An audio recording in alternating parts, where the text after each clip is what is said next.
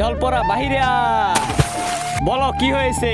আজকে হোলি, আমাকে এমন একটা হোলি দাও যেন আমি মানুষকে মারলে অদৃশ্য হয়ে যা, এবং যাকে মারবো সে যেন ময়লাতে পড়ে। ঠিক আছে, তুমি হাত বাহির করো। হ্যাঁ, ধন্যবাদ জলপুরি। আজকে আমি অনেক মজা করে হোলি খেলবো। হ্যাপি হোলি ভাই, হ্যাপি হোলি। আব্বে চিলকুডো। শিবম ভাই, হ্যাপি হোলি শিবম ভাই। আমি মারি। হ্যাপি হোলি। হ্যাঁ হ্যাঁ, আব্বে এটা কি করলে? তুমিও দেখো। হ্যাপি হোলি। হ্যাপি হোলি শিবম ভাই। হ্যাপি হোলি। এবার আমি মারি। হ্যাপি হোলি। হ্যাপি হোলি শিবম ভাই। হ্যাপি হোলি শিবম ভাই। হ্যাপি হোলি।